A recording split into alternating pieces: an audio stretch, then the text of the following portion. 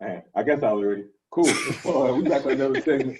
Hey man, we gonna kinda kick it off like this, man. So we do a lot of overthinking, but a little bit of overthinking on our podcast, man. We have some burnout.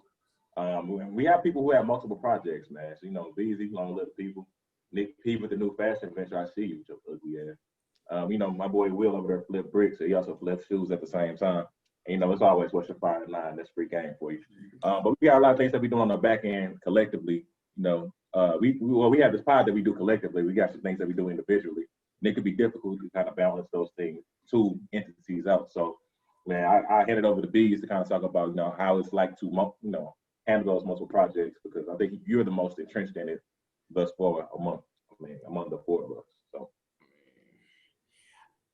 I would say it's like we get together, it's therapeutic. It's like I'm wrapping up with my boys. Like, you know what I'm saying? We used to all be in the same spot. Shout out to Most State. And it was easy, you know what I'm saying? Easier to connect, easier. I see you, I'm gonna see you, real. But now it's like everybody got their own life, everybody doing their thing, got family, got businesses, you know what I'm saying? Everybody doing their own thing. So now it's like you want to just rap sometimes and just be like, keep it cool, but then you also got to handle business, but you also handling 2, 3, 4, 5 different things, plus your personal, your emotional relationships. You juggling so much, it can be like, damn. So like when Nick said, like the work come in, it's like, damn, I don't want this to be work too. Like I was doing this over there. I want this one thing over here to be like the ease of like my week.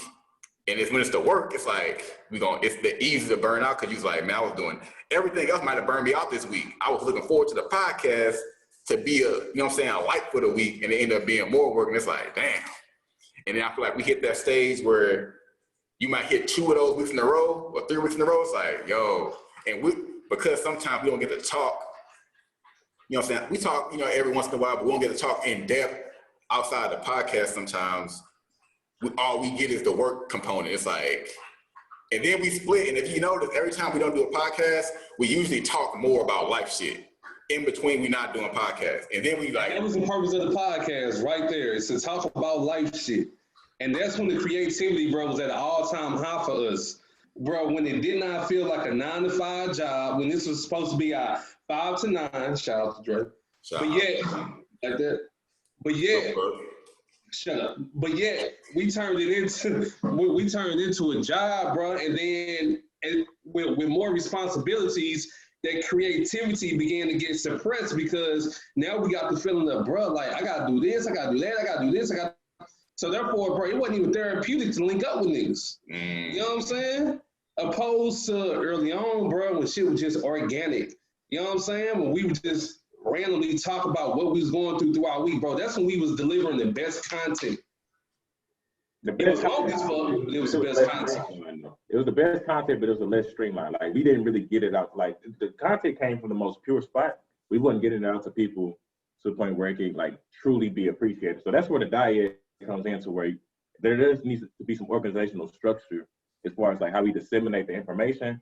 However, I do agree with you. And that was my only objection towards, like, when everybody was so, if we don't monetize it, I don't see the point in all that. It was really easy, to be honest. I'm name dropping. It is what it is. But he was like, basically, if you don't see an ROI on it, niggas gonna respectfully leave or some shit like that. So we was like, okay, maybe more like strange. Roughing ass nigga. It is what it is. We uplifting the curtain at this point.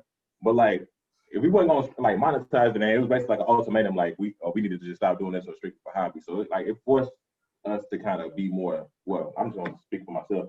It forced me to be more serious about it and be like, okay, so we're gonna. And everyone seemed to be on one accord as far as like building this into a business and monetizing and all that.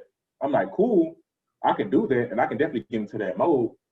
But the purest form, and what I am as a creative in general, comes from like a very laissez-faire, relaxed state where we could just, shoot the shit, as Nick was saying. Like, that's the purest form of interaction we had. However, when we were posed with that, essentially an ultimatum, and everyone was on the court that we transitioned to this business, my mind already tunes into that. So like, once I'm there, I'm there. Like, I'm not gonna halfway do something or be like, oh, I'm 1 foot in, 1 foot out. If we're gonna do it, let's do it. If we're not gonna do it, we're not gonna do it. But like, let's stop tiptoeing around everything that we're trying to do. Like, if we're trying to get to this goal, let's get to this goal. If y'all not trying to get to this goal, then don't say we're trying to get to this goal. Like, it's a simple process for me. That's the only way I can operate with my mind or to get the job done. and I can't be teetering all the time because nothing gets done. And that's the shit I hate about this podcast. But I love y'all. But y'all niggas teetering ass niggas. Yo, check it out, bro. You don't like. I feel like niggas don't have to be super serious to obtain the goal to be successful. Like that's all I'm saying, bro. Like I'm not like. Am I excessively serious? You said what? Am I excessively serious? Yeah, I would say so. Y'all niggas agree? I would definitely say like when it comes to this shit. I ain't talking to you. I'm talking to Beezy and Will. Do y'all agree that I'm excessively serious? But them niggas ain't say no. Excessively serious how? That's how I feel. Like, go.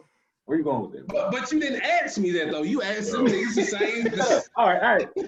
Hey, Beezy, you think I'm excessively serious? Dang, whoa. That was some deep, What you on, bro? You getting too deep for you? Hey, I got his answer. It's cool. Damn, Beezy, that's how you feel? They trying to kick me out the group. They said I'm gone. They trying to kick me out the group. Oh man, I ain't gonna say Hey, but I do have one thing I need y'all to know, and everybody listening. Y'all wasn't shit as a podcast until I joined. We was much better. Go ahead. Hey, Beezy, go ahead and end this shit right now. Bro, where's it going, bro? Bro, like real shit, bro. He in the Dallas and whoop real ass. Hey, Beezy, come pick me up on the way. Yo, hey, all I'm gonna say is, Man, I don't know, bro. My What you been blowing your breath on that move? man. Like, Nigga, lens didn't melt on the it. camera? Right. That little Mush ass. mouth? What's that? The size? Man. Hey, look like Jay. It look like your camera turned up, honestly. It really do though. Hey, let's go to somebody else, bro, because Beezy's really not doing this correct. And it zoomed out. He playing with it and shit. Pause. Big pause. Anyway. Hey, go ahead, Nick. Go ahead.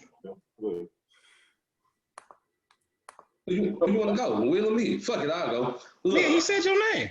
Shut up. So look, all I'm saying is this, bro. All I'm saying is this. I just want us to go back to that organic state so we can really dive deep into that creative space and allow the content to continue to be more organic than what it's currently been. I'm not saying that we shouldn't have things to work on the back end as far as streamlining the process to really deliver the content to our people, to our followers, to all 100 of them. But at the end of the day, like, we still need to, I mean, 100,000. but we still need to be able to stay in that creative space because, I mean, bro, at the end of the day, it's still entertainment, bro. Podcast entertainment. Like, niggas don't want to sit around and do roundhouse, town hall meetings and all that other shit before we record.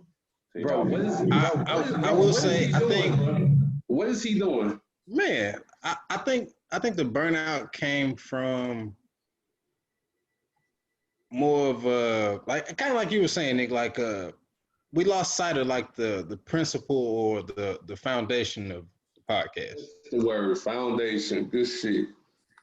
So like, and I'm pretty sure it's safe to say that like the podcast was therapeutic for everybody that's here.